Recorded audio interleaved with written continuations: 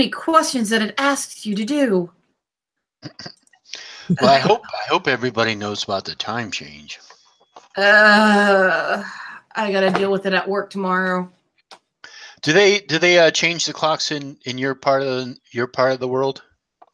Yeah, it's exactly 8:02 right now for me. So. Oh, okay. Yeah, I'm not sure what time it is in your guys' land, but it's 1 hour behind you. Yeah. Oh, cool. Yeah, because our clocks went forward 1 hour. So. Yeah. It's always spring forward, fall back. Wait, did they change last night, or are they changing tonight? No, they changed last night. Okay, good. Then I might not have to deal with lack of sleep at work. My brain is half gone right now. Oh, you're gonna move your clock ahead another hour, huh? No. My computer and phone does it itself. I'm sorry. I'm not responsible enough to keep track of that shit. Oh, okay. I was gonna say Loki's gonna be living in the future.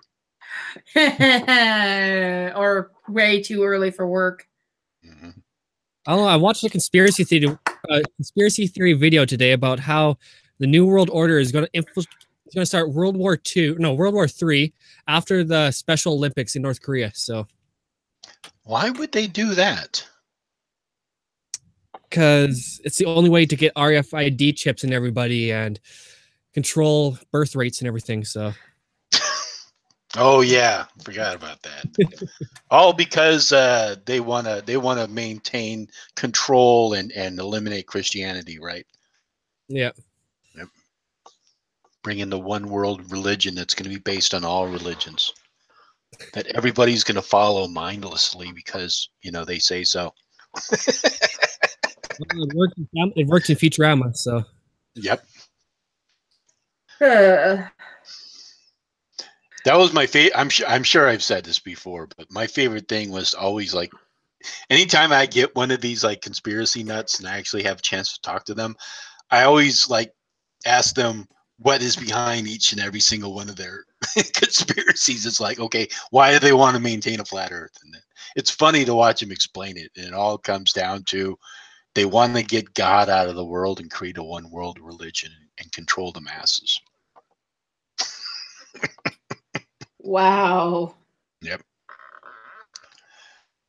And it's all the Jews, the Illuminati, and the synagogue of Satan behind it. It's all Satan. Satan's the one, the master of puppets in the background. I knew it. That bitch owes me money. I'm trying to find that video now where, like, apparently the creators of Family Guy and The Simpsons had all this big stuff about how they predicted the future and how the Arctic is now underwater and everything. That it's just really wacky stuff. Like, I wish there was almost sound in their conspiracy theory-ness, have a more structured community. It would be nice if there was.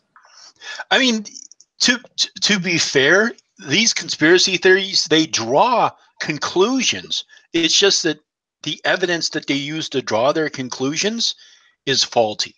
But they do have like a chain of, you could call it in quotation marks, logic behind their theories. It's just that logic is faulty.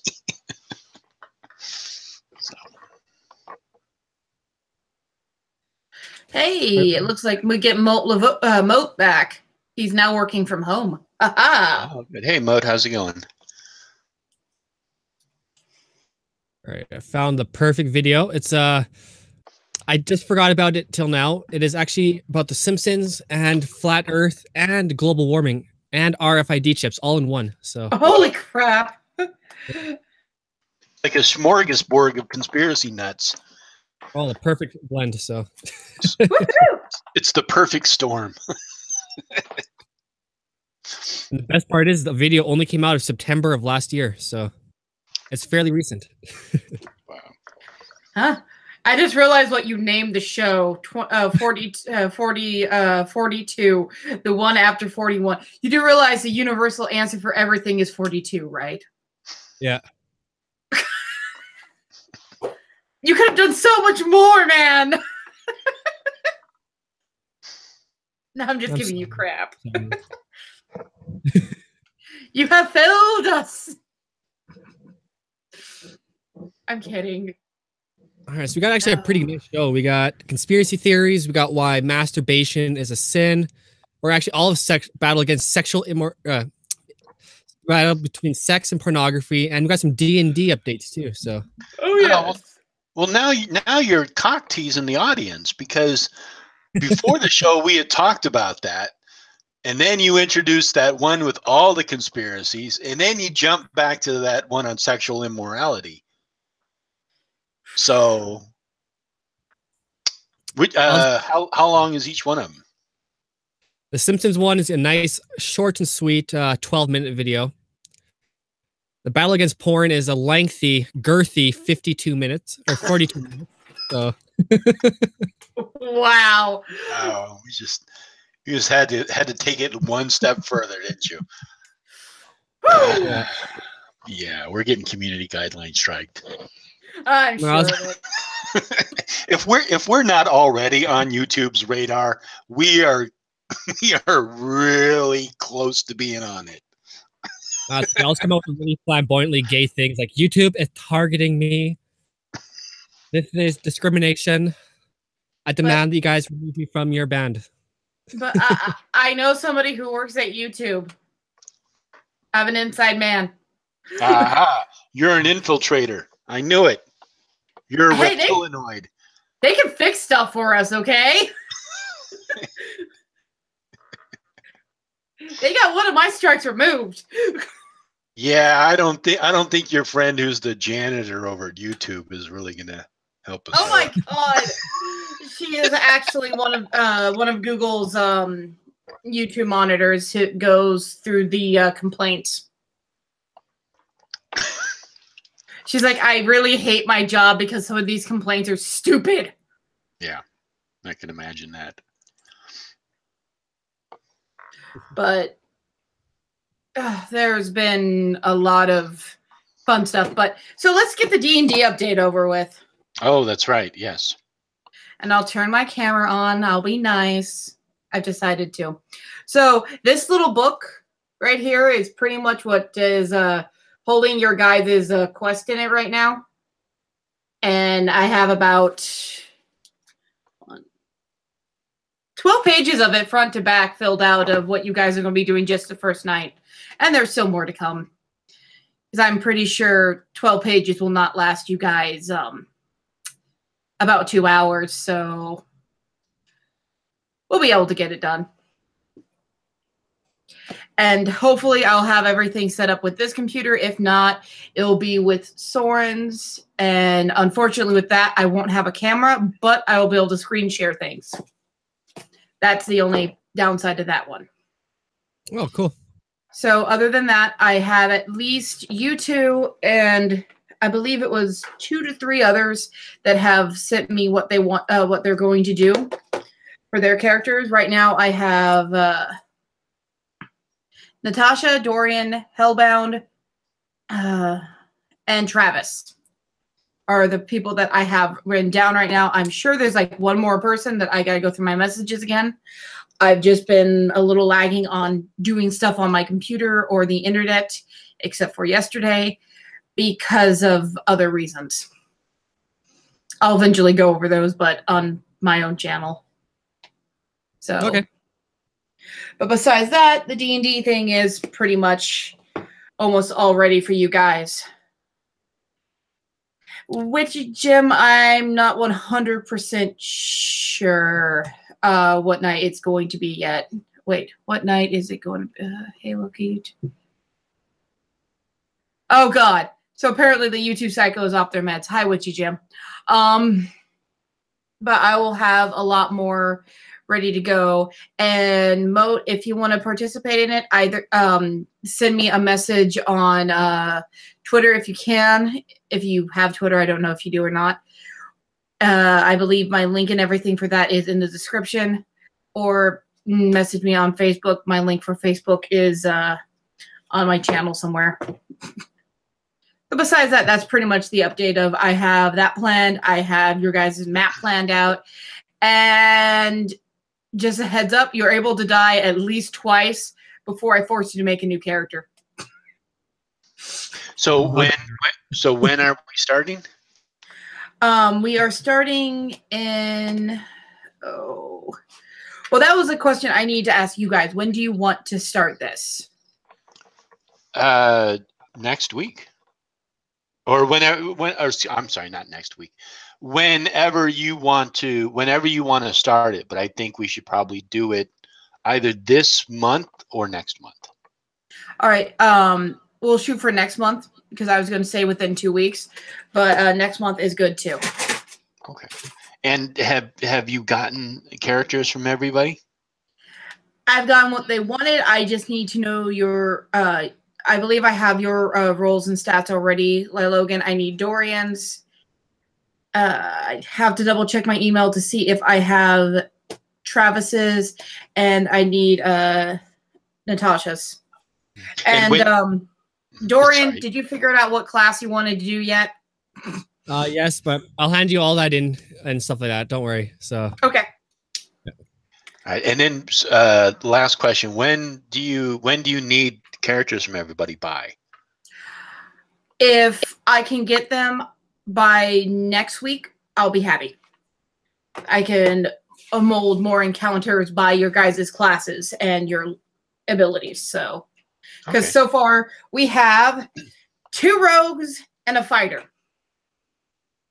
Okay. You guys are really lacking here on the magical side.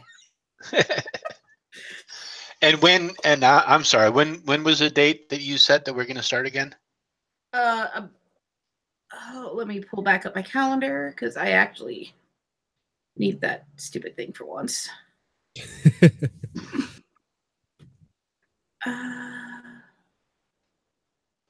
Ready. Oh. So the first is Easter. I don't know if you guys want to do anything on here for that or if you guys need to take it off, but we can always start on the 8th or the 22nd.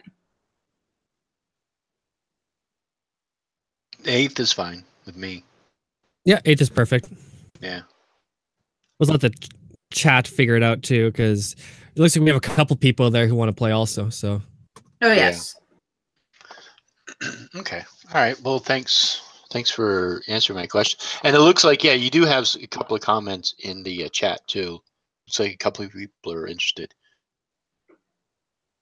Awesome. And also Aremia is wondering if you meant her. Yes, I think I wrote it down wrong. Apologies, please. I don't know why. Aremia. I think I was half sleep deprived when I was writing down names. Yeah, I know she phonetically wrote it out in the chat once for us. Sorry, would you mind doing it again so we don't butcher your name? But I think it was Aremia, I think. Well, it's now after her screen name, so I was able to actually write that down correctly. I apologize. Cool. Yeah, it's gonna be during the same time that we have Heathen Haven, so it'll be from 7 to 9 Pacific Standard Time. It would be the standard 2-hour show. Yeah.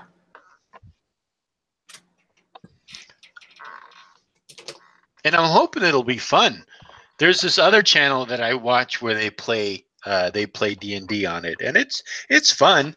You see the interaction of the players and how they react to situations and stuff like that. So hopefully it'll be fun for even those who aren't playing along, like those in the audience. And I'm sure we can figure out some way, like let's say somebody wants to join us later on. I'm sure that we can figure out some way to do that. Oh, I can easily drop people in. I mean, literally, yeah. I'm your DM. I am, quote unquote, the god of the game. So literally, I can pick you up and just drop you in. Like, by the way, you just got sucked through your computer. Welcome.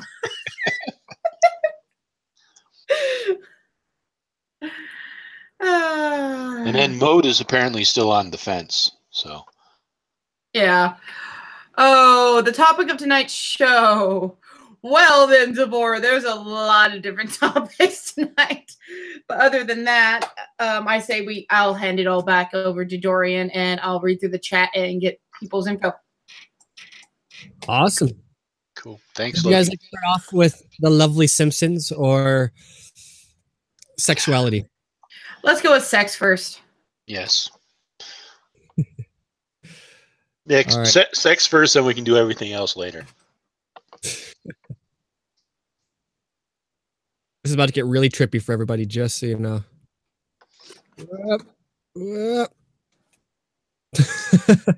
And remember, everybody, if you're pleasing yourself, you're making God unhappy. Every time you touch yourself, God kills a kitten.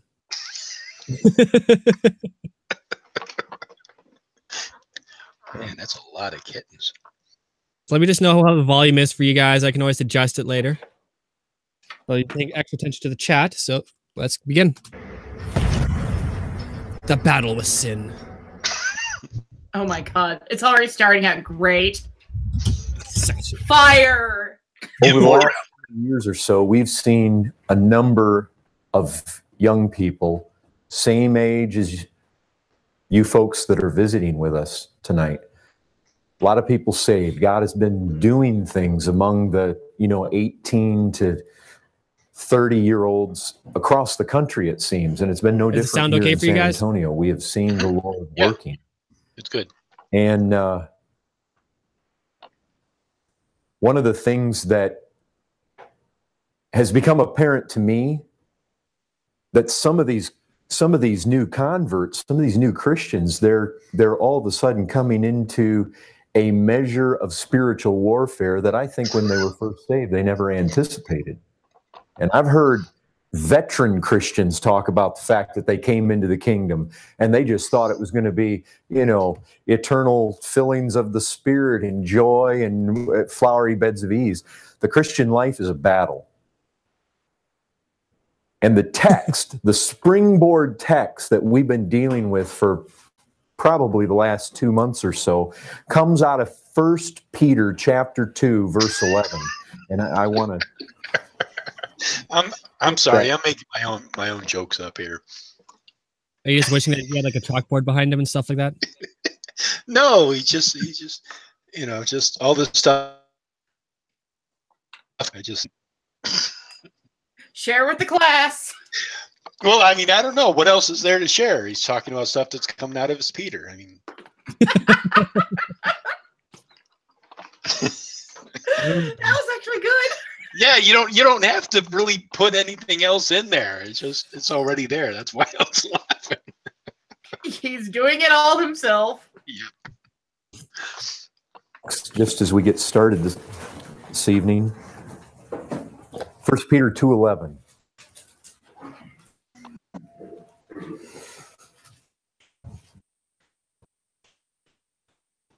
Beloved, I urge you as sojourners and exiles, reading from the ESV, I urge you as sojourners and exiles to abstain from the passions of the flesh, which wage war against your soul. He looks like he belongs on Breaking Bad, though, hey? There are passions of the flesh that wage war. That means there are passions that would seek to wage war and destroy your soul. We have dealt with pride. We have dealt with worldliness. And tonight, we are going to start probably 3 messages, this being the first, on sexual sin. Now, I'll tell you this. Can you pause it for a second? Yeah. I'm kind of disappointed because I'm trying to imagine what it must have been like for like a really staunch Christian home where a kid grew into puberty and jerked off for the very first time. It must be like, they're sitting there going, oh God, this is such a sin. Oh, this is such a sin. Oh, I'm such a bad boy. I don't know. It just must be so intense for them. I'm a dirty, dirty boy. Exactly. Everyone else is just like, okay, I jerked off. Whatever. That's what it feels like. Okay. I'm sorry. That was great. Who knows? That might be their new kink. Oh, boy. Oh man. All right. For those of you under the age of 18, I deeply apologize. No, you don't. Don't lie. Yeah, that's true. That I want to start dealing with tonight. I don't know the background of the visitors. I know what you folks are accustomed to hearing that that are part of the church. I don't have any intention tonight to try to awe you with provocative language. But I want to tell you this, I want to be just dead honest with you. And to do that, I don't know. I don't know what churches you guys go to. I don't know what kind of pastors you have. But sexual sin is a real deal.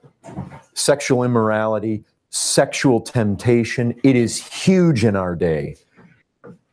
And it's not a subject that we want to stay quiet about. It wages war. In fact, among young people, this one takes people down. These passions wage war against your soul, and they mean to undo you. Porn means to bring you down. They mean to undo. They may want to unzip you. Oof. It's terrible. Terrible. I'm personifying them. I'm making them out like an enemy that actually has arms and legs and thinks. But that's the way the Bible says. That's the way the Bible speaks about them. That's the way Peter's speaking about it. It is actually a passion. I realize these are passions that are within us, but they seek to destroy. They are against your soul. They do battle against your soul. Something that wars against your soul means to destroy your soul. These are soul-destroying passions. And if they get you, you die. You die in your sin, you go to hell. That's just as real as that scripture. Now we're gonna look at it. Crap. That porn will kill you. Yeah, I mean, holy crap. I mean, this guy is like trying to scare the shit out of these people. He's like, you're going to die. Your soul is going. I mean, it's like, holy fucking hell. I mean, just think. I mean, if God feels this way about sex, imagine what He does to people who wear cloths of different weaves. Oof. Wow. Imagine what God does to people who don't have both testicles, because according to the Bible, you need both testicles if you're a man to get into heaven. So, yep. Man with prostate cancer, shit out of luck. And you can even interpret that to say that if your genitals are damaged in any way, you won't get into heaven. And they also, especially among the Israelites, the Hebrews, they practiced circumcision, and I'm sure that later on the Christians did too. So, well, right I can actually there, tell you the exact you're not Bible getting into heaven. from also. So, what was that? I can tell you the exact Bible verse, so you guys can check it out for yourself too. Though. About what? You need both your balls to get into heaven. Oh, okay. Yeah. I mean, I'm familiar with it. What I'm saying is if you translate it one way, it means that if anything happens to your genitals, you won't get into heaven. So all those people who get circumcised, they're not getting into heaven, apparently. That sucks to be them. Yep. But I'm also because I'm trying to remember where in the Bible does it say that sex is a sin? The whole thing they're trying to make is like you can only have sex with your wife and that's it. Otherwise, you're having an affair and you're cheating. Mm-hmm. That's bad, apparently. So yeah, but if you're unmarried and you're having sex, is that a sin? Only if you don't waste your seed. There's something very specific about not wasting your sperm. So. Oh, I see. Oh, I see. Okay, so it's in different parts of the Bible. All right, I'll have to look into it again. But I mean, it just seems so ridiculous. But what gets me is it's like, as long as the guy isn't wasting his seed, it's fine. But if you're a girl and you're impure, oh no, you're going straight to hell. Hey, girls are property. That's what the Bible says. So be quiet. Remind me to kick you in the nards.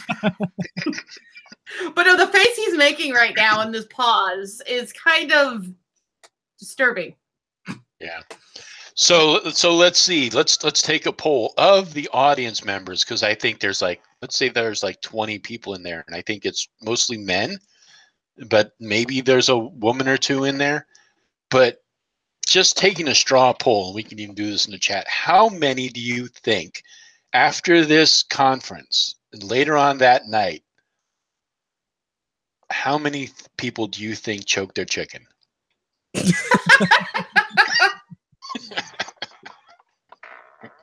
I think one did it just because they wanted to and realize that God's watching them, so they're that much of a pervert. Oh, wow. We also should probably try to use every euphemism we possibly can for pleasuring oneself, so that we don't so we definitely get through all of them, because there's so many different euphemisms for it. Played with the left-handed stranger. There you go. Visiting Rosie and her 4 sisters. No, Rosie Palmer and her 5 sisters. Well, if there's 4 of them, I'm wondering what happened to your thumb or one of your other fingers. I'm just going to continue now. Sorry, Dwayne. Go ahead.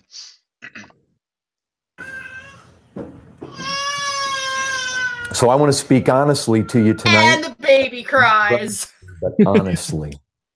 And so our series comes from this text in 1 Peter 2:11. The verses I want to deal with most specifically tonight come from 1 Thessalonians chapter 4. So if you would turn there.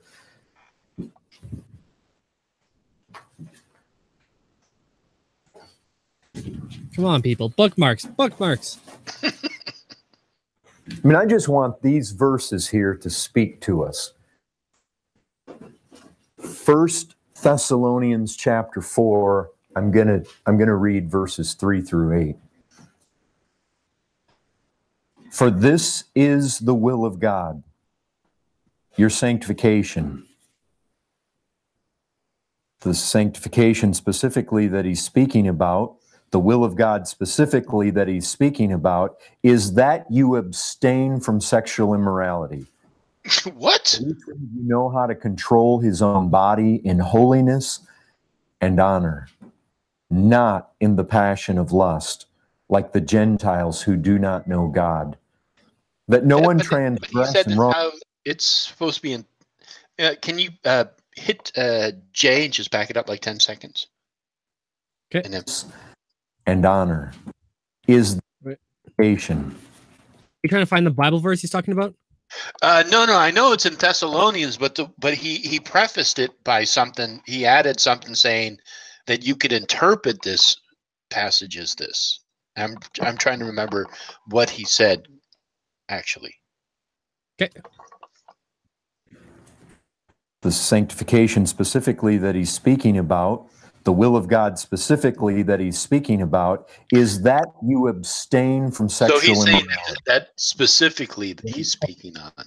So I mean, it's language that it's not, it has interpretation in it. Like he's saying, this is how this Bible verse should be interpreted. One of you know how to control his own body in holiness and honor, not in the passion of lust, like the Gentiles who do not know God. That no one transgress and wrong his brother in this matter, because the Lord is an avenger of all these things.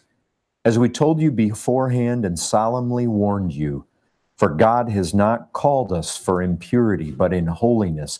Therefore, whoever disregards this disregards not man, but God, who gives his Holy Spirit to you. Now you can see it. The words I want to deal with tonight are found right there at the beginning of verse 5. Not in the passion of lust, like the Gentiles who do not know God. Passion of lust. So any kind of sex or even like sexual gratification is a sin.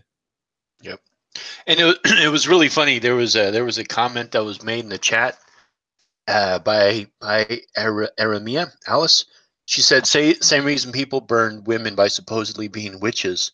She won't sleep with me. She must be a witch. Laughing out loud. So, yeah, exactly. And I think that's interesting because during the witch trials, one of the things that they would do, one of the things that they would use as evidence that someone was a witch was to, especially young women or women in general, was to strip them naked and look for a quote-unquote witch's mark, which could have been a mole that they determined or a third nipple or whatever.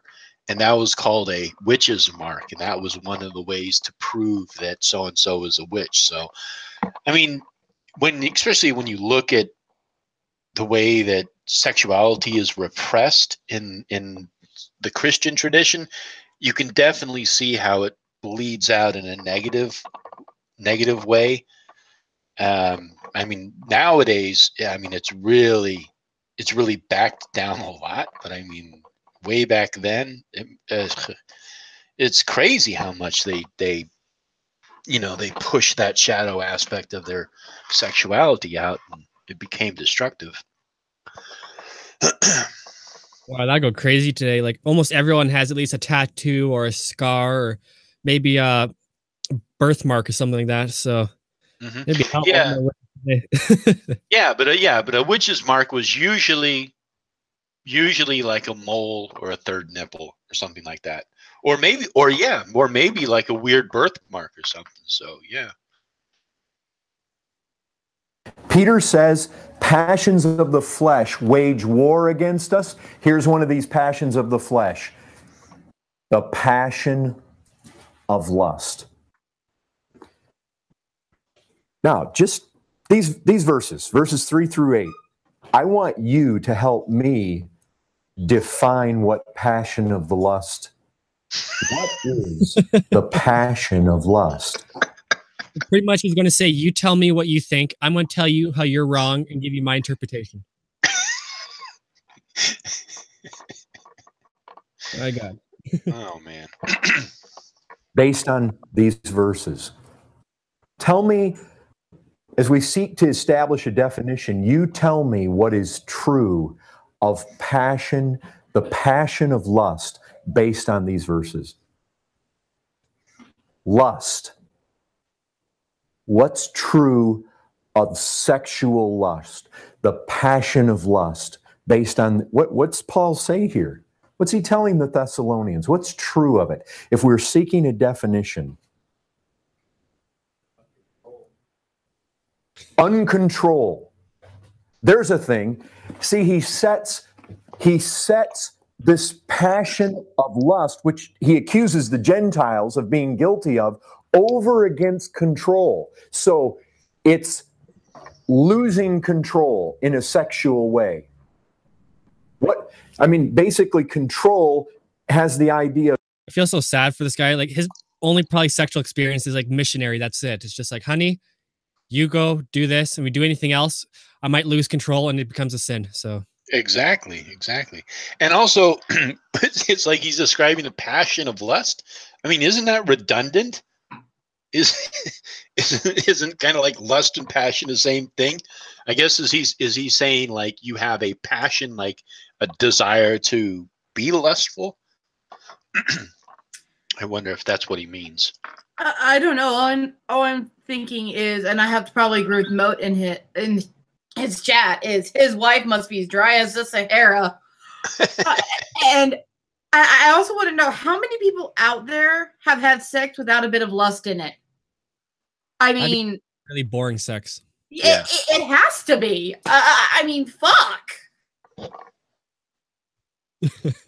Mm-hmm. I love our chat right now. Oh my God. I love it too. Of keeping myself within bounds, keeping myself constrained, keeping myself from overstepping, or he actually uses the word transgress. To transgress means to step over. There's a boundary there. Control keeps me within the boundary. I lose control. I go out of it. What else does it tell us? That you don't know God. You don't know God. Let me tell you, this world gone crazy after sex. Pause, please. You get it. How do they not know that God doesn't like sex? Just because they interpret it one way doesn't mean God is like, yeah, sex is bad. Don't do it. Don't have fun.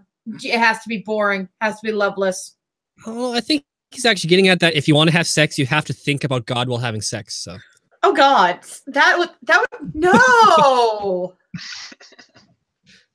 Oh my God, no. I don't want to think of an old creeper watching me have sex. But at the same time, think about it like, you don't know God. Well, do you actually know God, Billy? Do you know God?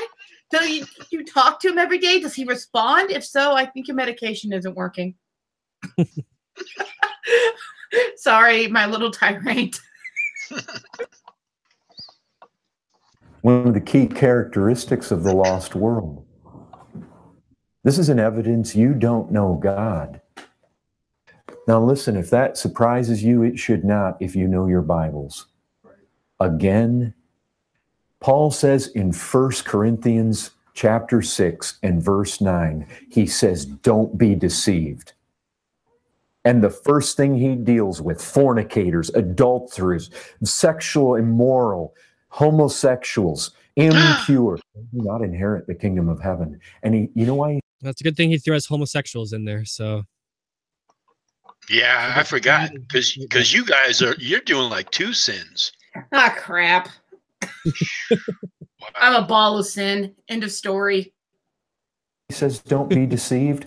We've got spiritual people running all over the place that think, well, I go to church, I own a Bible, and all the time that Bible they own is telling them, if you're involved in sexual immorality, you will not inherit the kingdom of heaven. What else does it tell us is true about the passion of lust? It's being out of control. Disregards God. It's a disregard of God. Can I tell you what the real issue is? Those who are given to the passion of lust have no regard for God. That's basically it. What's something else that's true there? Lord will avenge. The Lord will avenge. Anything else? You had sex. I must kill you. That's pretty much what he's saying, though. It's just you commit this sin of lust, and God's going to smite you. I am your loving God. I created you. I gave this world to you. I give this all to you. I made you in my image. Now, oh wait, no, bad. Okay, that's it. Kill him.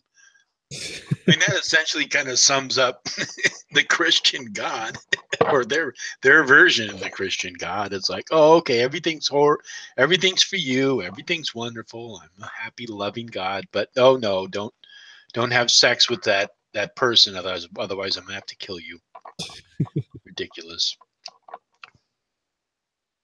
Other. Definitely a sin against others.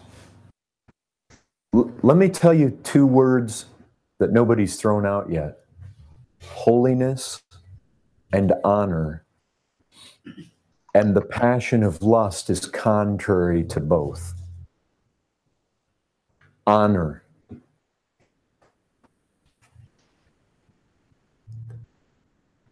When a young man, young woman, doesn't matter if they're young or older, but I'll tell you this. When sexual passions are given over to, it is a complete dishonoring. It's no regard, as we've already heard, there's no regard for God, but there is total dishonor. Listen, ladies. You know what a man's saying to you who wants to have sex with you but does not want to marry you? What are you doing later on tonight? I want to use your body for my own gratification, but I don't want you. I'm really questioning now if this guy's ever been able to satisfy a woman. He just has such a twisted concept of that. I mean, yeah, I'm sure there are scummy guys out there who are like that, and there's scummy women out there too. But for the most part, most people are getting together because they want to get together and they like each other and respect each other, enjoy each other's company. So, it's just so ridiculous. I mean, in Peter's 2 Palms, he talks about the second coming.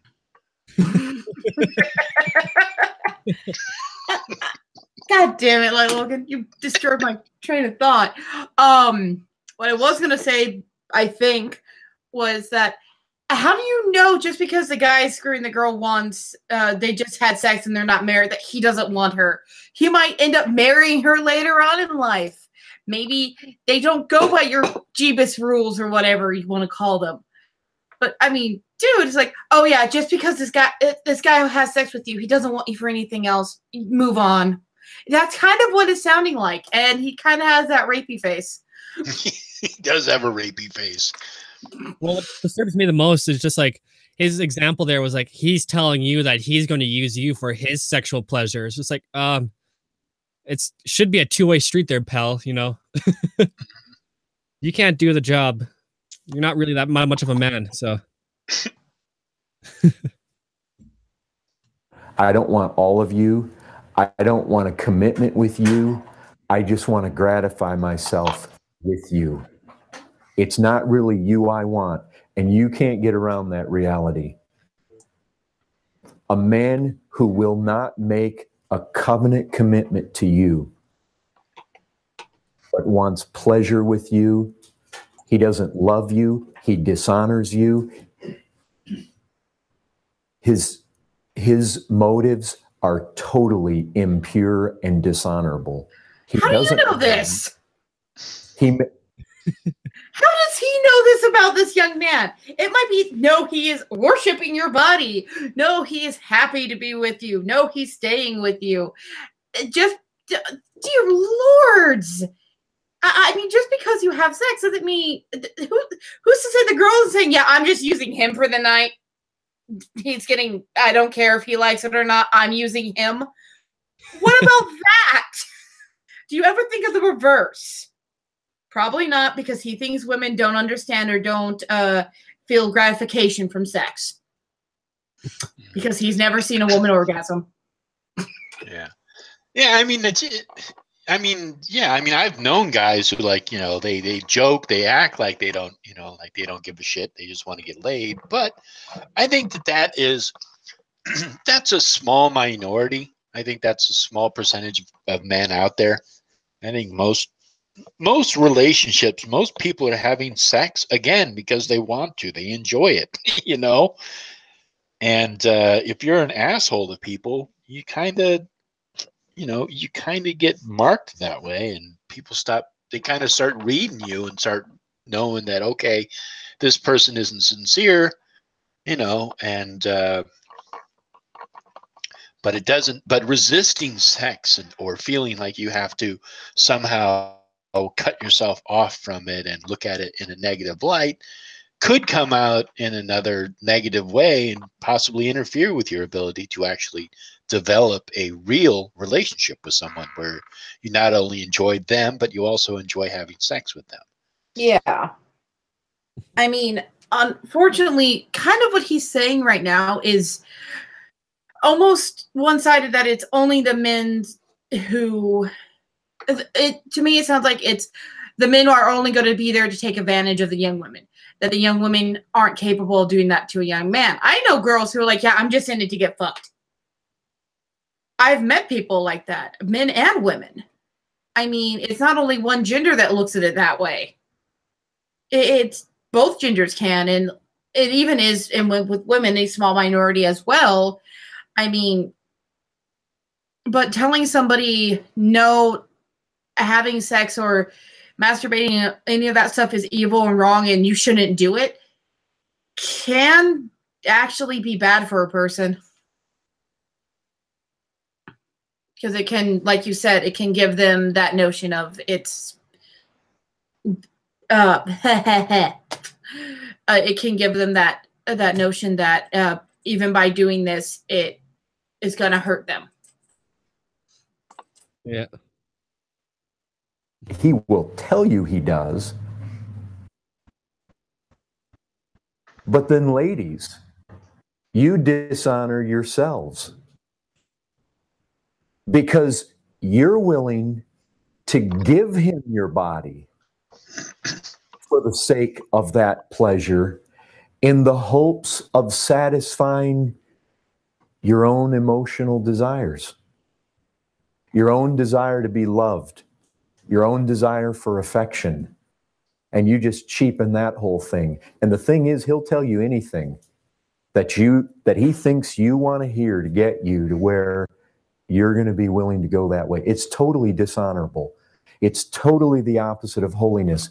Holiness is a people set apart. It is God setting apart a people, Jesus setting apart a people of his own who are dedicated to good and to good works, to purity, to being set apart for him. So it's dishonorable. It is a disregard for God. I'll tell you, this is right where it's at. People who give way to their sexual lusts, they totally disregard God. And don't think, well, there is such a prevalent thinking, well, the Lord knows I love her. Or the Lord knows we're in love. The Lord knows we mean to get married. Have you never read Ephesians chapter 5 or Colossians chapter 3? It says, for these things the wrath of God is coming. This is not a thing he's pleased with. He designed marriage to be a picture of his son and his son's relationship to the church. And when you defile... Except for King Solomon in the Bible had like a bazillion wives and 1,000 escorts. Yeah. And even in Genesis, one of the sons had 2 wives. So apparently some people got a way around it. Yeah, I mean, it's also interesting because I think who was it? Somebody in the chat had mentioned, if I can find it now. I think Kawaii Switch had mentioned something. Oh yeah, she said, yeah. How much you want to bet that he's projecting based on his own experience? And yeah, I absolutely agree with her on that. I mean, it's just he believes that both these people don't have agency, self-responsibility, agency to make decisions based upon whatever information you have before you. And it's almost as if the man doesn't have agency because of his lustful nature, supposedly. That's, his war within himself between him and God and Satan or whatever. And then the woman doesn't have agency because she has no control over her own sexuality, her own ability to either attract a mate or not attract a mate. I mean, I'm a heterosexual guy. Let me just tell you, women have the power. They are the ones who really control sexuality. If a desirable woman or a woman sees that a man is looking at her in a desirable way and she dresses herself up in a provocative way, she knows exactly how to manipulate that situation or to get that person to approach them or whatever. So it's not like women don't have agency. They do have agency, and men have agency too. So it's really funny that he's trying to take that part of the equation out of both males and females' responsibility. It's just so ridiculous. I have to agree with you on that one. It's kind of funny. If a woman wants something, she'll find a way to get it. It's same with the guy. And he's trying to pretty much say that we're slaves to our physical wants and desires, and that we have no common sense in what we want, what we really actually want out there. Yeah. it is such a thing that brings wrath from him that he will destroy you. That's why Paul is saying he is an avenger. What does avenger mean? It means he's going to bring punishment. He does not take kindly to it. He does not say, well, I understand, ladies, that you're seeking affection, or I understand, men, you just need an outlet. That's not what he says. It's a lack of control. It's a disregard for God. It is a dishonoring of our bodies. Brethren, it's a serious thing. It is a serious thing. And I'll tell you this, it is not just the act. Now hear me very well. And listen, I want you all to hear me. Because we are listening. Say, some of you fucking say it. Going to misunderstand and misinterpret. But I want to show you that what I'm saying comes straight from the Bible. Jesus said it. So I don't want anybody going out here today and saying, well, I don't believe what that guy believes. I don't know why we came to this study. I love how he says Jesus said it. Like, that's fact. It's like, no, actually, somebody wrote 60 years later about what they believe Jesus said. Exactly.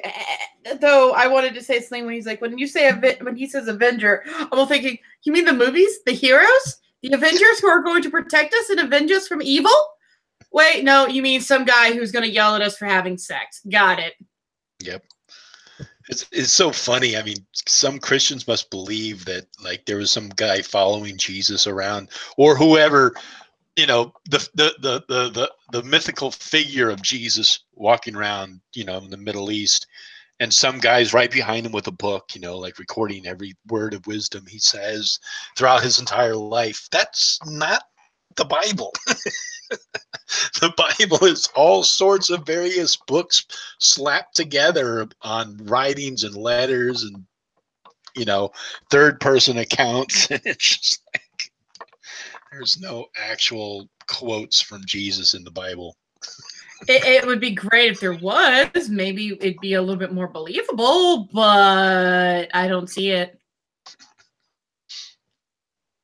Look, I'm not here to set any agenda of my own. I want you to hear what the Lord says. Bullshit. The Lord says in Matthew chapter 5, and if you have your Bibles, you should look at this. This is serious stuff. Matthew chapter 5, verse 28.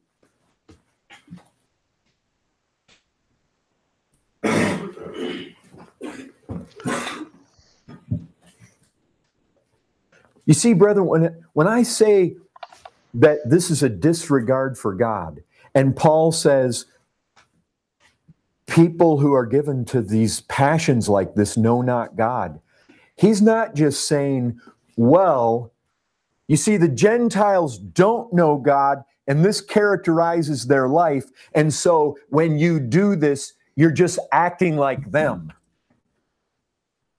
He's saying if you do this and you're given to this, you are one of them. That's why he's saying God is an avenger. So who is he referring to as the Gentiles? Does he mean people who don't know God or who aren't part of the Christian faith? Depending on the interpretation, the Gentile can mean just anyone who was not a Jew at the time, or anyone who does not follow Jesus. So Yeah, you're with us, or you're a Gentile. Yeah, that's what I thought. Yeah, I agree with you. So I thought Gentile meant people who are not Jewish. That's what it originally meant in the Old Testament, but in the New Testament, it's pretty much anyone who's not with us is a Gentile. Oh, okay, so he's kind of like, so he's slapping in there like non-Jews, pagans, anybody who's basically not Christian. Yeah. Okay, all right. This is serious.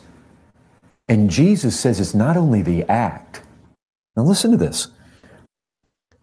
Matthew 5:28.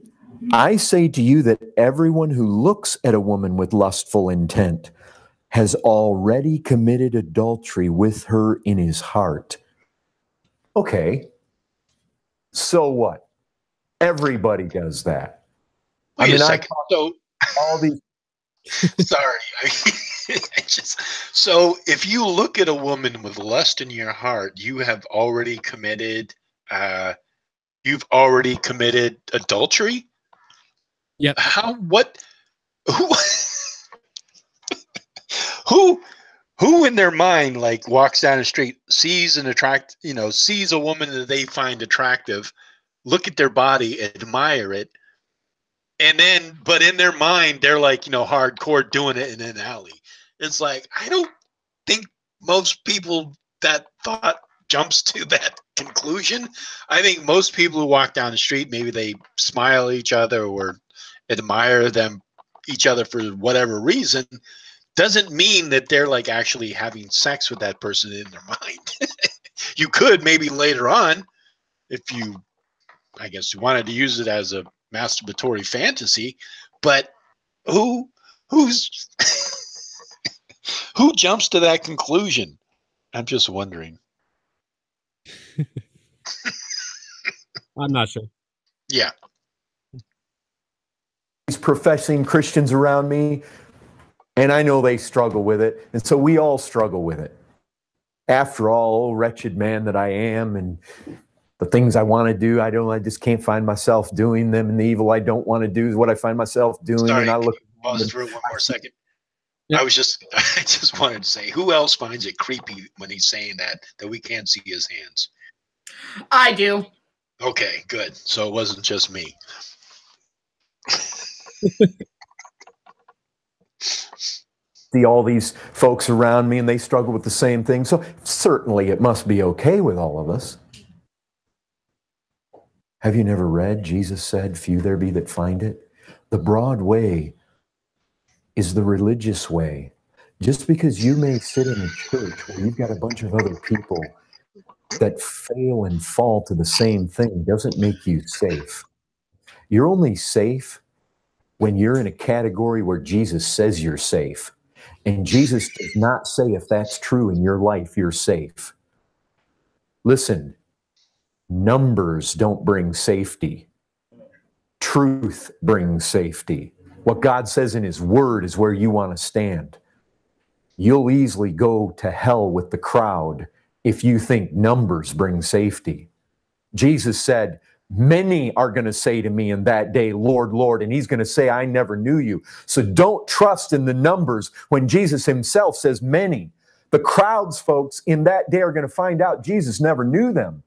Can He make His eyes any wider, or is He at max capacity? Because I swear, as He's talking, I just wonder, like, okay, at what point is He just gonna not be able to open His eyes up any wider? But still He manages to do it just a little more. Sorry, just an observation. Let me tell you this. Where you are with sexual passions has literally everything to say about whether your Christianity is true or not. Jesus says you've committed adultery in your heart if you've only had lustful thoughts, lustful intents. Now listen to what He says right after. He's talking about a man using his eyes to look at a woman and lust. And then He says immediately, if your right eye causes you to sin, tear it out and throw it away. For it is better that you lose one of your members than that your whole body be thrown into hell. Let me tell you what Jesus is saying. Oh, dear God. Wow. Yep. That took an ugly turn. Did he just tell these kids to rip out your eyeball? If you look at a woman with lust in your heart, yes. Oh my God, that's horrible. Wow. I did not see that one coming. That was disturbing. Something else. If you are involved in sexual sin, internet pornography, illicit sexual immorality, wow.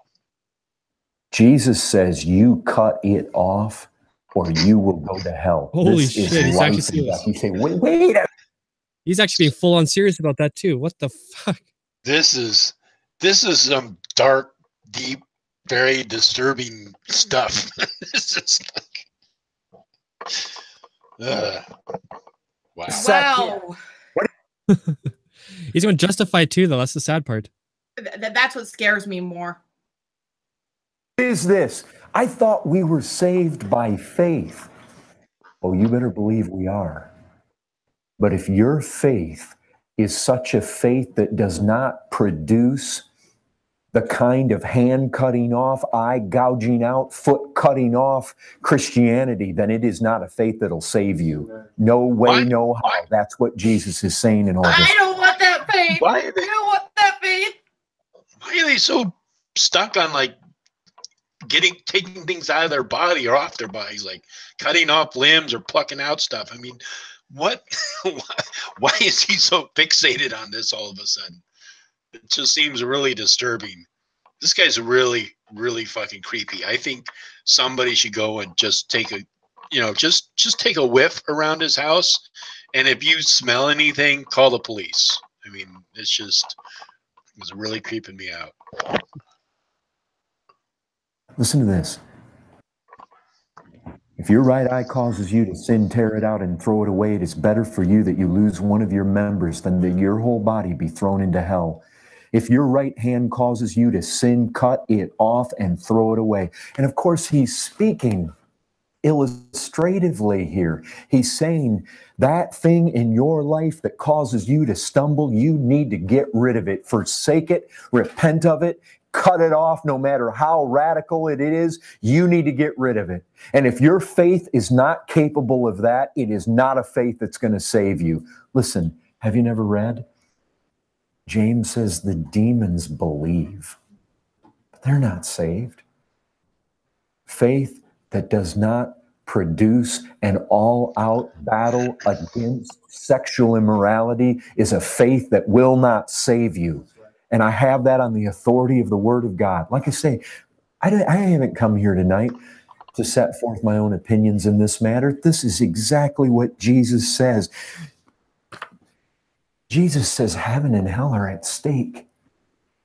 Listen, if you've got the kind of faith that allows you to go on looking at internet pornography, being involved in masturbation and all sorts of sexually illicit things, we've got any young men, young ladies here living in sexual immorality and you're claiming to be a Christian, you need to go back to the beginning. You need to start all over. You need to repent from the beginning. You need to turn from it. You need to cry out to Christ to save you from your wickedness, save you from your sin, save you. Heaven and hell are at stake. Isn't that exactly what Peter's telling us? These things wage war against the soul. Heaven and hell are at stake. And unless your faith is able to take you through this battle, and battle, saving faith is sin-killing faith. Saving faith is lust-killing faith. Can you pause it for a second? So I'm getting the gist of this. I'm wondering if what do you two think? Do you think that this is going anywhere, or do you think we've kind of like reached the peak of essentially what this video is? I think it's pretty much just him saying that the Bible says don't have sex, and if you do this, you should cut off members of your body. And all I can say is this man needs help if he's literally taking this seriously. Yeah. What do you think, Dorian? Yeah, I think it's time for how the Simpsons predicted the future. So yeah, because he's just going to keep going on and on and on. I mean, I'm glad that he at least clarified that he was interpreting those passages metaphorically, which was kind of good, because some Christians take the Bible literally, but actually in reality, they don't take the Bible literally. They actually only take certain, choice pieces literally. Everything else they treat metaphorically. It's just that that differs depending upon who you're talking to. So I'm glad that he at least pointed it out, because that would be really disturbing if somebody, like, you know, was a Christian and masturbated once and chopped off their hand the next day. It's like, gee, not what he meant. I think that person would be put in a crazy house for, why did you cut your hand off, Billy? Because I masturbated. God told me to. Poor little Billy. So here's one. This is Simpsons predict the future of America 2018. So Wow. yeah, you guys be ready. Here's a video talking about the It's pretty quiet there. revealing the future of America. You guys hear it okay? A lot This of guy's a little videos quiet. already on YouTube that show all kinds of I can predictions. hear. Happen, like Prince, fake death. This was a Simpsons episode that ran back in the year 2000, believe it or not, predicting Trump, because it was all planned out. This prediction could have just been staged, you know. These three individuals could have just staged this to make it look like this painting. That's not really significant. This is a showing Trump at his funeral or his death. There was an episode a few years ago. It gets a lot better, trust me. Like right now he's a little slow, but a female, and it says, "As you know, we've inherited quite a budget crunch from President Trump. How bad is it?" Well, we're completely broke. So I assume that the stock market will be next to nothing, or America will be bankrupt. What I do find interesting, next president should be the last president. And it almost looks like, I mean, it really does look like Hillary Clinton will be the next or last president. But, you know, it's depicting a female president. And I happen to believe that Michelle Obama could be the next president, which would explain Obama going back into office, which would explain how all these hundreds and hundreds of people have had all these disturbing. so far you've had Trump is in the White House. He's going to die. A woman's going to take over. Michelle Obama, who is secretly a man here because it's showing a picture of her with a secret bulge or whatever. Yeah, it's just how cloth folds. It's just so ridiculous. People will literally cling to anything to support their crazy concept. It's amazing. Dreams and visions about Obama. I saw Obama in the White House during the destruction of America, you know. This is a clip from Simpsons season 23, episode 9, or 923. Very important. A lot of futuristic chat can hear it. Revelation comes out of this one episode. It says Montgomery Burns Institute for Soul Extraction. Interesting, huh? Because the Bible says one of the judgments against Babylon the Great, merchants of gold, silver, brass, iron, see, oil, fine wine, wheat, sheep, chariots, slaves, and souls of men. Now, I still don't understand this full revelation. So all of those things he ignores, and then he goes to the very last one and goes, see, because it was in The Simpsons. So that completely validates that passage from the Bible. Yeah, it's just, I like how also earlier he bypassed the Simpsons photo with like all those guys over the globe. It's like, oh yeah, this one's not convenient, but you see here where there's just some random dialogue about us being broke. Yeah, that's important. Insane. Disturbing. The Bible talks about one of the judgments of Babylon the Great, the souls of men. And back here we can see soul extraction. So I'm not really sure what all that details. It's a cartoon. That's what it details. They took lucky guesses. You guys are going to love this next little part here. I promise you that. The 23:9 again. It shows New York underwater. Very disturbing. New York people believe that tidal waves can be seen on these new $100 bills. Others. Oh, you mean the bushes that are around buildings that you just folded in half? Oh, okay, sure. They're in the bushes, man. They're in the bushes. They're following me, man. Buildings are going to be overrun with bushes.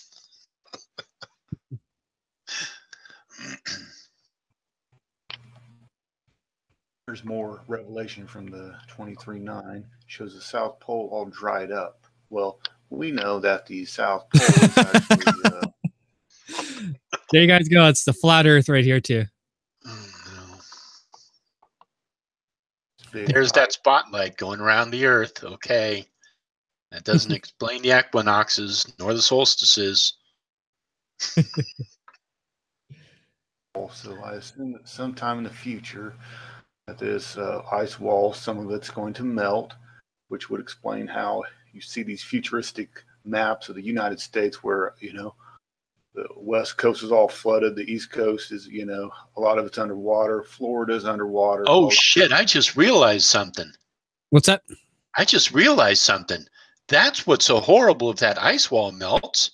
All the water will run off the Earth. Oh, no. Yeah, because it's all flat, right? And the ice is the only thing holding all the water in. When that ice all melts, all the water is going to run off. Shit. Damn. We're screwed. Oh, man. Ice wall has gotten warmed up and melted, and they're probably giving you revelation right, you know, in front of your face here. Let's go to Google, type in Captain Hook sailed around Antarctica. Antarctica is the ice ring around this flat disk Earth. All right, so he's trying to prove his point right here. But let's see if I can.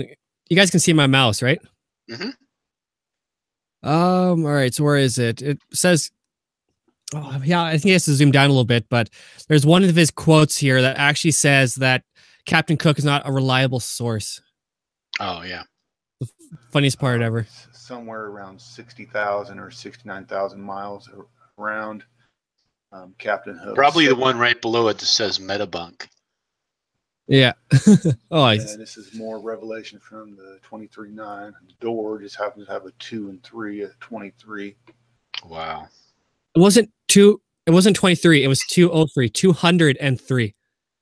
Okay, but Dorian, you have to understand the possibility that 2 and 3 would come up in this 23rd episode on a door, though that, I mean, come on, that is like a 1 in, well, it's a 1 in 5 chance because it's, you know, because numbers go up to 1 to 10, but I mean, come on. I mean, that is just, I mean, that if that doesn't just convince you that The Simpsons is predicting the future, I don't know what else to say. I guess you're right. I'm sorry. Yeah. More revelation from the 23:9 episode where this guy's being robbed and he's questioning the robbers. Like, you know, we're a cashless society. Why, you know, why are you trying to rob me? So they're giving more hints and clues about the future. Back in November 1st of 2012, there was this little short skit. It wasn't a full episode where it shows Mr. Burns endorsing Romney. This is very important because this little skit reveals some very disturbing revelation. Basically, it shows actually apparently where America, the fault line that's going to split America. Big earthquake. Do you guys see anywhere where he's saying like an earthquake line or anything like a fault line? Yes, it's that area right in the middle there with the nuclear power plants in the background. All right, because I never realized fault lines were like little tiny circles and stuff like that, pretty much. So, well, okay, so the Earth is flat, right? Yeah. Okay, and then all the way around it is that ice wall. It's holding in all the water. Right. Okay. So an earthquake is going to hit the United States because this guy insulted Romney, right? And it's just going to fall through the earth, and it's just going to be like a big, huge hole right in the middle of the United States. And that hole is just going to go out into space, or the lower firmament where hell is. Oh, okay. Yeah, because remember, it's a disk, and all the planets and all the stars and everything out are on the firmament. All right, it's a good thing you told me. I would have been totally lost there. So It was really funny. There's like some medieval manuscripts where it has like, like somebody's poking their head out the firmament. This belief actually persisted for quite a long time. This short skit ran Thursday, November 1st, 2012. And what's amazing, you can pretty much line up where the split or fault line rupture is going to happen at. What? That I don't understand. How did he determine that? I don't know. Back here, pretty much. So that's apparently a fault line right there. Line up where the split or but fault line, the rupture is going to happen at. That's a political map right there, like for you guys' voting states and everything. Oh, you know what it is? Okay, so go the grid that the United States is on. Whoops, go back to that other image. You can pretty much line up where the split or fault line, the rupture is going to happen at. Yeah. All right. Go ahead. So okay. So so going from the left hand part of the screen, let's go over 1, 2, 3, 4. 4 squares, and then down 1 square. So Lake Erie here, the very tip of Lake Erie, there's a line that you can draw. Well, I mean, you can basically force it, but it goes all the way, it goes along, and then it kind of hugs that. I don't know. I mean, it doesn't make any sense. I don't know where he's getting it from, but I believe that's the line that he's talking about. Ah, okay.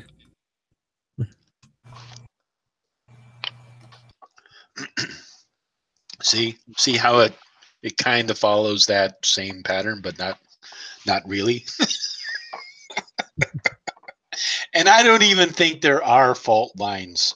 I don't even think there are. I mean, for all I know, and I don't know that much about plate tectonics, I mean, there could be fault lines all over the place, but I'm just not aware of any major fault lines that run that far through the United States. I know there's a pretty major fault line that runs through California, and also down into Mexico, but I don't know about the middle of the United States. I just hope he brings up Springfield right here. That'd be icing on the cake. Yeah, that's probably why he included it. It looks like the split or rupture is going to happen literally in the middle of Louisiana. Something else that's over here. Find Ken Peters. I saw that. It's like Inception. Watching a video inside a video.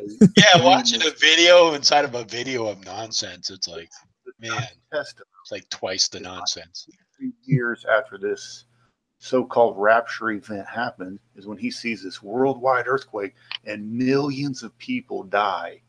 And he says, I've never heard of an earthquake where millions of people die. Well, we know from other testimonies that people see this big, what I call a fake asteroid, and then they will detonate a bunch of bombs at the bottom of the ocean, shake the entire earth, cause a huge 200-foot tidal wave to literally devour lower half of the United States. Most of Florida will be wiped out. America will be split in half. In 1 day, 1 hour, America will be reduced to a third world nation. So the government's going to fake an asteroid or a meteor, going to detonate bombs in the ocean to create a tidal wave on our flat Earth, to take a chunk out of the United States, to turn the United States into a third world country. Yep. What the hell is this guy smoking, and why isn't she sharing? I'm all that's running through my mind right now is the logistics of getting a meteorite to, creating a fake meteorite. I'm just wondering the logistics for that. How is our government going to pull that off? Well, I just want to know what kind of research he did in this video, because he doesn't leave any links, which is a little annoying. because I'd love to see how he came to this conclusion and stuff. So I guess maybe what they could do is get a rocket ship to go up to the to the tip of the atmosphere, and then I guess drop the meteorite down. But it would have to be a really huge rocket. I don't know. 'Cause remember, sky is a dome because God put us in a giant dome. Right. For the flat to be correct. So maybe they're going to turn off the holographic moon for a little bit. I don't know. Yeah, that could be. You know, no more grocery stores, no more gas stations. There's probably not going to be a lot of purified water, you know. If you listen to Ken Peters' testimony over and over again, you'll soon realize, hey, wait a minute. He says that he was taken out and he saw the globe shaking. Well, you have to understand God can put a border around the flat disk Earth and make it look like a globe. Why would God do that? To deceive the power elite that monitor some of these visions and dreams. Yeah, and also the other question is, why is God going to turn the United States into a CD cover? That's the real question.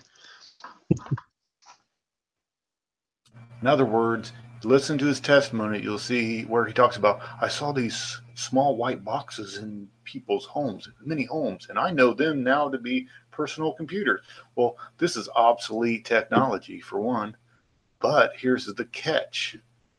In third world nations, in poorer nations, they still have these monitors. They are using these monitors. So he may have seen into homes in third world countries. God may have put a border around the earth to make it look like a globe so that when the power elite or the FBI or CIA, when they monitor these visions and dreams, they laugh because they think it's their God, you know, the all-seeing eye that gave this vision or dream to this person. And they just ignore it and walk away. But to the Christian, we can read between the lines and get the message out of this vision or dream. In other words, God is very tricky and clever.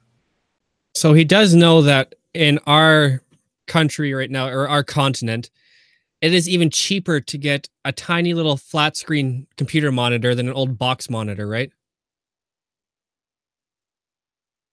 Yeah, he should be aware of that. I don't know.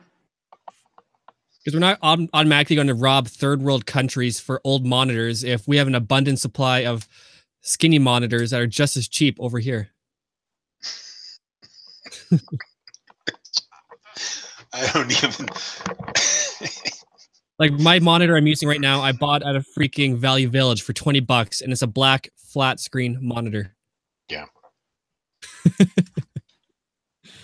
Yeah, and there's even a special place that there's, I don't know about the big cities. I'm sure big cities throughout the country have these too, but there's like places where you can go and turn in your old computers, your old monitors, and either they get recycled and sold, you know, to like, you know, low-income schools or whatever, or they're used for parts and then build other machines that are sent off to people who want computers. But a lot of that stuff ends up in landfill, and you know, it just has to be disposed of properly. It's kind of a pain in the ass. But we're not shipping our monitors anywhere. They're probably being recycled. Back to The Simpsons, season 23, episode 9. You're showing, I guess, biometrics or Mark of the Beast technology, you know, humans and electronics merging together, you know, very disturbing. And it also shows what apparently is the new New York. The old New York has probably been destroyed. That's a running gag. They even reused it for Futurama and stuff like that. Like, it's played to death. Mm-hmm. I was about to say, as far as I know, it's something that goes on all the time with them because it's easier to do it that way.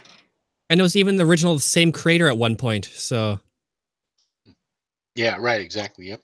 Matt Groening. And look, it's gate 23. Is he going to mention that? You I think? hope so. 23 on the 23rd season. Yeah. And also that door had 203 on it, so it's the third time now. Must have some sort of meaning, right? Yeah. I mean, it's there. It has to have some sort of meaning. Wherever this is going to be at the New York, gate 23. Oh, called it. Talks about how Michigan is still under Sharia law. Which, I can't remember. Did they actually talk about any kind of Sharia law in The Simpsons? Like at least this episode? I didn't see this episode, but it's kind of ironic. It's kind of funny if they are playing off of that. if you go back and listen to Ken Peters' testimony, he makes it sound as though the Bible has been banned. Okay, before people are getting a chip in their hand, people are hiding Bibles. It's almost like it has been outlawed in America. Yes, most people, they can't fathom the thought that gun confiscation could happen in America or Bibles banned in America. Well, most people, they're not going to fight to the death against this criminal government. The Romans tried to ban Christianity, failed. USSR tried to ban Christianity. There's still sex in there. Like, Christianity will have its roots, no matter what these conspiracy nuts will think and stuff like that. There will always be at least one church somewhere. Yeah, I mean, it's not going anywhere. It's protected under the Constitution, just like all other religions. So, it's not going anywhere. They're just paranoid for no reason. Nobody's trying to outlaw Christianity, or it's just that we cannot favor one religion over the others, or not allow someone from expressing their religion, whatever that religion is. People always forget there's two parts to the First Amendment. Yeah, the First Amendment. I had to think for a second. The First Amendment. The first one is your right to practice it, and the other one is that the government cannot promote one over the other. It can't use any state, city, county, federal funding. None of that can be used to promote a religion. They're just not going to. They'll just, they can talk all big and bad now, but if your kids are on the line, in other words, you're not going to fight to the death if you've got a couple kids that you've got to figure out how to feed. So, all these gun owners now that act all big and bad, man. Yeah, right. When it comes down to it, when their back's against the wall, they'll give up their guns and just cowardly go along with the criminal New World Order government. So more on that episode. Cannibalism, the new gold. There's been quite a few visions and dreams over the last few decades where they see where cannibalism is going to happen in America. It's really going to happen. Basically, crops aren't going to grow right. Like one day it's cold, the next day it's hot. The next day it's cold, the next day it's hot, and crops are going to die. They can't grow them unless it's indoors, which probably explains why, one day's wage will buy a loaf of bread. Probably because that loaf of bread, the wheat that was grown to produce that bread was grown indoors, so anyway, cannibalism is going to happen. I do encourage you, if you have a couple $100,000 in your 401k, go ahead and take some of that money out, buy 2 or 3 acres of land out. Does he actually think anyone who's actually going to watch this video has a 401k with a couple thousand grand, just a couple $100,000 just lying around? Like, yeah, just buy a couple of acres of land somewhere, just because normally that's. Oops, sorry. Go ahead. Sorry, I was about to say that's what I was thinking, but at the same time, this whole cannibalism thing with The Simpsons and Futurama joke about it is called Soylent Green cereals or stuff like that they had in a lot of their episodes. Mm-hmm. It's an ongoing joke as well. Totally forgot about that. In the middle of nowhere, go rent a backhoe and start digging 12-foot deep pits. and start storing up thousands of cans of good down in the pit, cover it all up, put dirt over it. Better yet, go on to James Baker's channel and buy your 30-gallon of potato soup from him for however much it is. Have you seen Jim Baker's advertisement for his emergency survival food buckets? Oh my God, yes, those mac and cheese that will last forever, like 20 some years and everything like that. Yeah, it has like a 30-year shelf life. Oh, good news, everybody. I'm checking right now from the Jim Baker Show. They're actually on sale. You can buy your Augustin Farms 30-day Fiesta bucket, regular $150 for only $85 right now. Limited time. Oh God, why does that make me want to just go and hug my fridge and say I'm glad I make everything from scratch and I don't have stuff that's dehydrated? Well, if you're in the mood for some gluten-free black bean burger buckets, they are on sale for $100. Tasty. Does it say how long it lasts? I'm looking at the read more right now, and it's just failing to load. But there's some very good reviews so far, so I'm glad that this is gluten-free. I'm just wondering if you waited like 28, however long, like let's say just before it expires and eats it. I wonder how that tastes. Oh, wait, here we go. 25 years. 25 years. And you get 215 patties for $100. That's actually a pretty good deal. I think we should have a little foodie episode of Heathen Haven. So. Oh God. Oh God. That just the sound of that alone makes me just want to. Oh. Well, you also got your deluxe deluxe tasty patties. You got your just your basic disaster relief. That's a nice little smorgasbord. Your Italian food, and you can get pizza in a bucket. So pizza in a bucket. That's almost as appetizing as a burger in a can. That's okay. I'm going to continue to get that picture out of my head. So yes. You're going to be the wealthiest person in the entire world. Okay. This person over here that has a bunch of gold and silver, he's going to commit suicide while he's starving to death.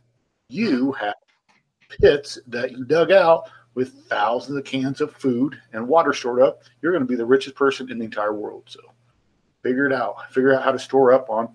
You're going to need about 12 to 14 years worth of food stored up because, like again, you've been taught that the rapture happens and then 7 years later, it's the end of the tribulation and then Jesus comes back and then everything's going to be okay.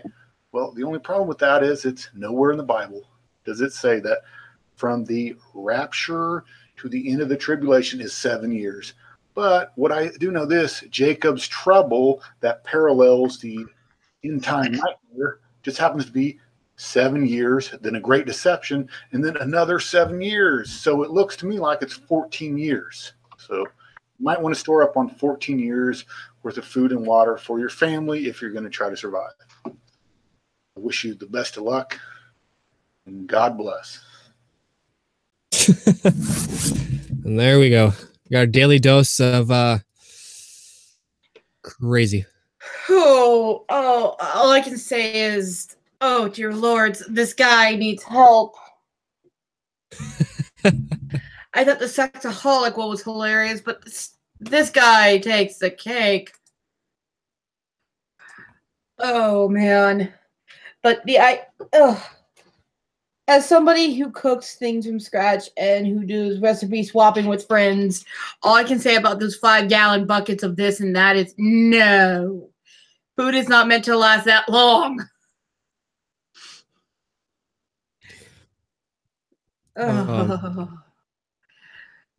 Oh God.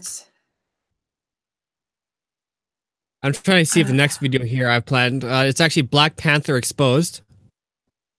Oh, come on. Why ruin a good movie? I haven't even seen it. It's called Black Panther Exposed, Witchcraft Served to the Black Community. Oh my God. It's a white guy doing it, isn't it? It has to be a white guy doing it. I have no idea, but All right, everything looked good. So I hope you guys are ready for some Black Panther wokeness. We have about 30 minutes, so. All right, so I get all trippy again. Woo. There you go. Black Panther exposed. Witchcraft served to the black community.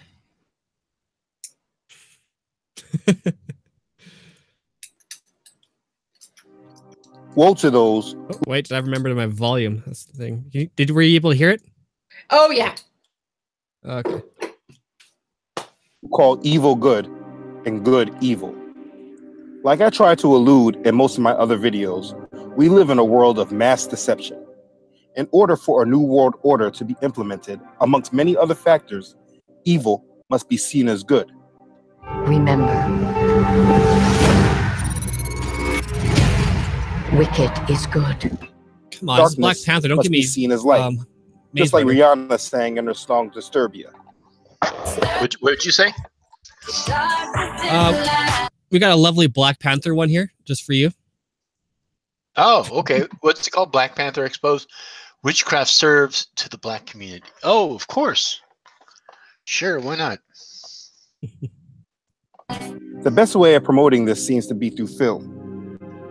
From The Sopranos creating empathy for a psychopathic mass murderer, Breaking Bad making us root for a mass creator of meth who was willing to kill anybody who got in his way.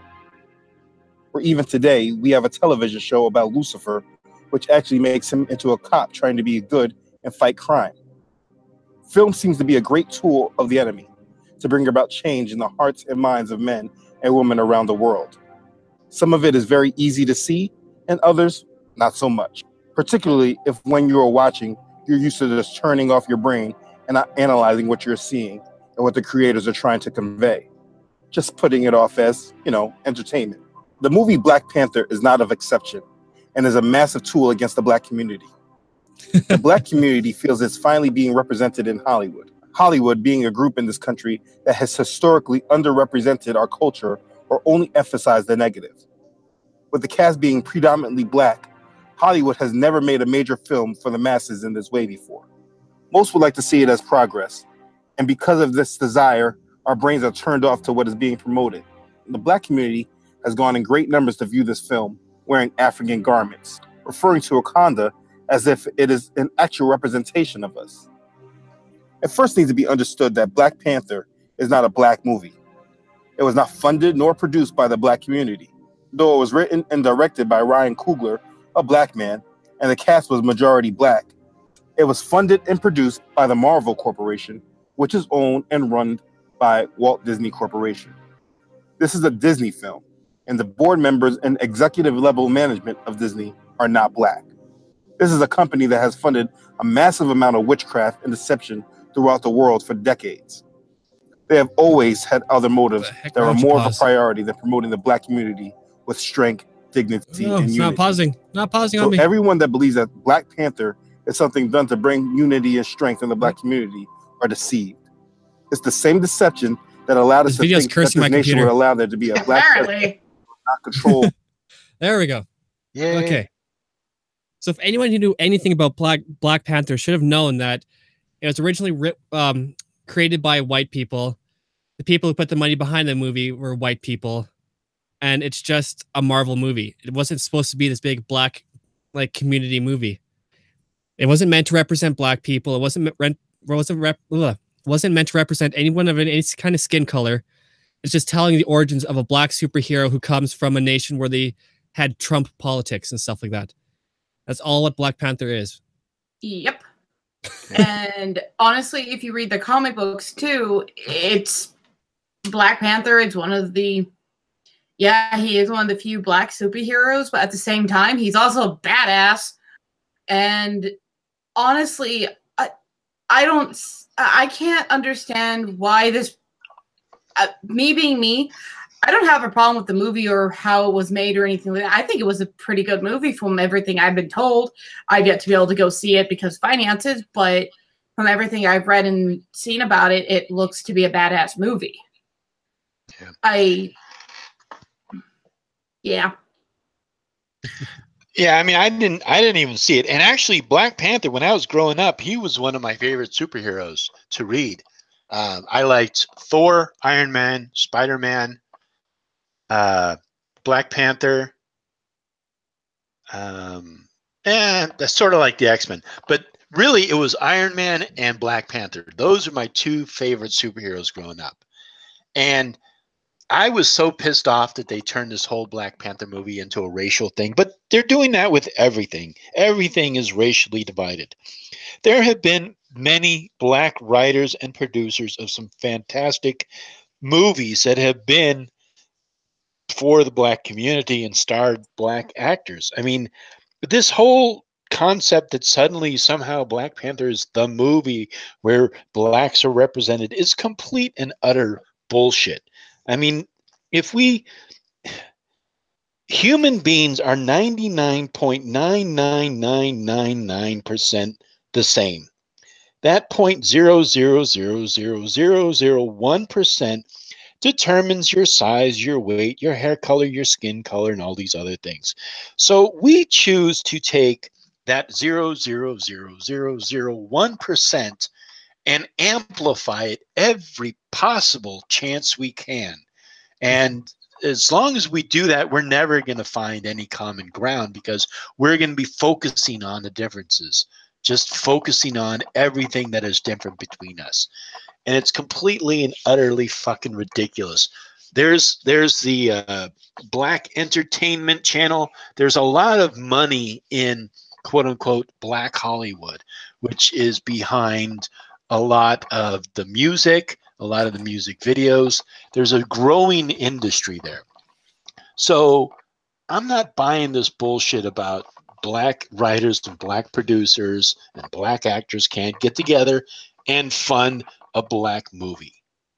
I mean, that's just that they can do that and they have done that. In the past, I think that a lot of the audience they didn't win the white audience or the non-black viewers because those movies were predominantly just kind of like pushed maybe for, again, just a black audience. So it's not surprising, but now because the entertainment business has grown so much, I'm sure they can do it and they can start making money at it too. Because I think that there's enough people that would go and see it because it's not just quote unquote a black, for blacks only type of movie situation.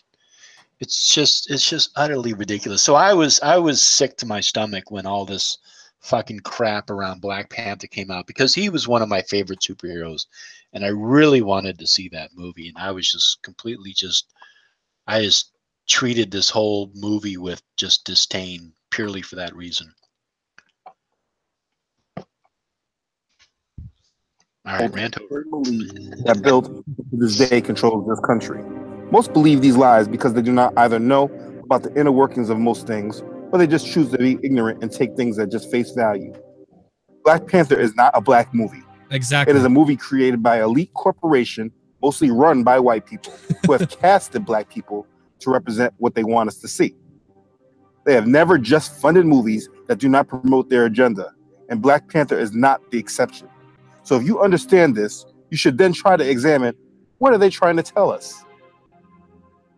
Now, a problem with entertainment, particularly when it's good and well-funded, is that they can trap you in with tons of graphics and special effects, a lot of good action scenes, a good storyline, and very good actors and actresses that keep you mesmerized, not allowing you to properly dissect what you're watching.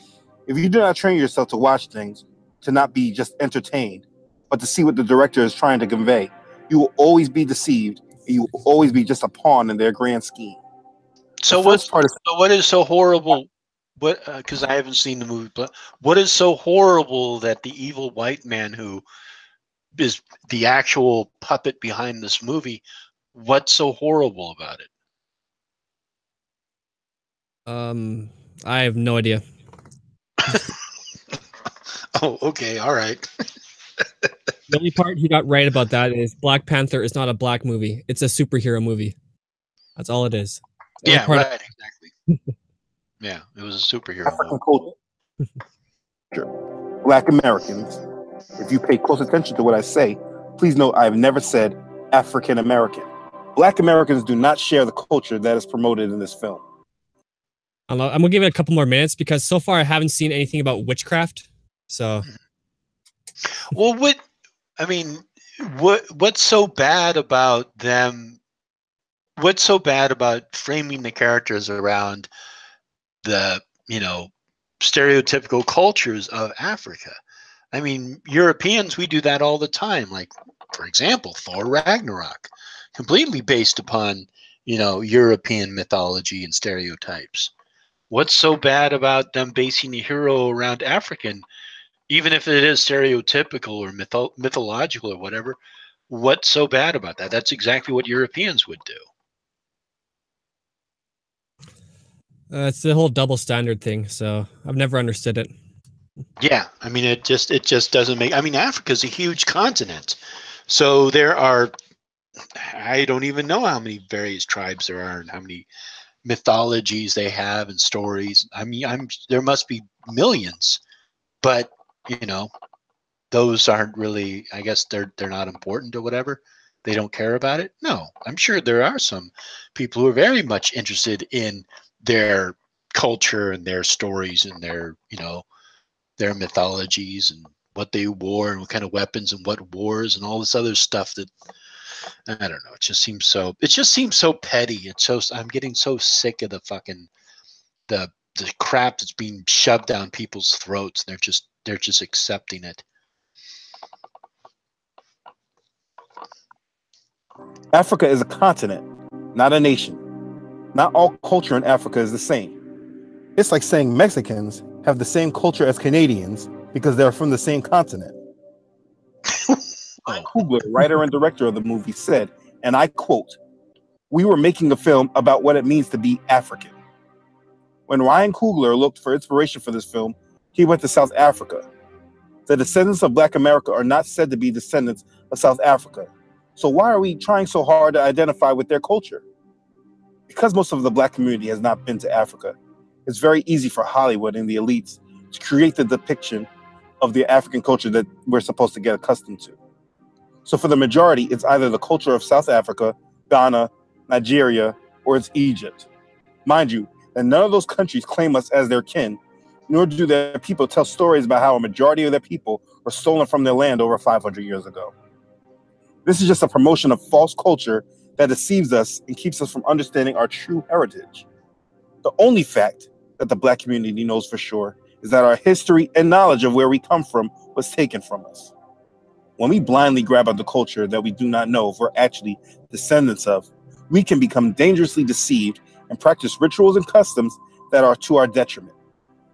What if none of the culture that we're claiming to be a part of has anything to do with our true culture? Now, I know that Black Panther is nowhere close to the first perpetrators of this lie, but based on how the Black community is acting, literally wearing dashikis to a movie premiere because it's about a Black nation in Africa, just highlights just how mind-controlled we are and desperate for an identity, that we follow anyone or anything that seems to give us power and identity. Now, the reason I had to address this first is because of the bigger part of the problem with the movie and the acceptance of a lot of African culture. Away from the action and special effects in the movie, there was a big promotion of the culture of the Wakandans. This is one of the main undertones of the movie. I thought this was going to be an actual understood. come on video. Yeah, I'm not seeing anything about witchcraft. Yeah. I mean, I'm assuming from the way that he's framing this that somehow the white man is the evil witch behind all the ills of whatever he believes has suffered from the people in this movie or what the movie is inflicting upon other people. I still don't understand what is so horrible about the movie. He's making it seem like this movie was a detriment to Africans or people who identify with African culture or superheroes or I'm just wondering what exactly is he so pissed off about? The fact that white people white people are on the board of directors of the movie behind Marvel Studios that made the movie? I mean, is that what it really comes down to? Pretty much. That's all I got from it. People are so fucking petty. It's Oh, 2000 be like that, unfortunately. You know how much statements you want to make, or you know how different I am from a rock. Not very. Rocks are just so different from me. any final messages or anything we want to get out there before we go, or No, I think that's it. Oh yeah. Go ahead, Loki. Oh, sorry. I just started laughing because one of our viewers have me on my Discord, and they just messaged me going, "So if I masturbate, does that mean my hands are going to fall off?" No, it means you have to cut your hand off. Oh God. Oh, I've been trying to get him to actually join in the inner chat, but it's easier for him to message me on Discord apparently. So I'll deal with that. Well, maybe one day we'll create a Discord for Heathen. That might be actually kind of fun. Yeah. Because you can actually do voice chats on that as well, too. And video chats. I don't know how to see if it can go live on YouTube yet. I haven't tried that. I think you'd have to use other outside programs, but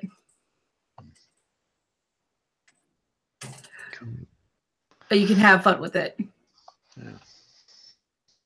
well, I think I'm going to shut her down. Is that okay with everybody?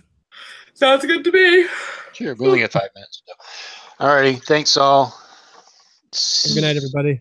See you next time. Good night. Night.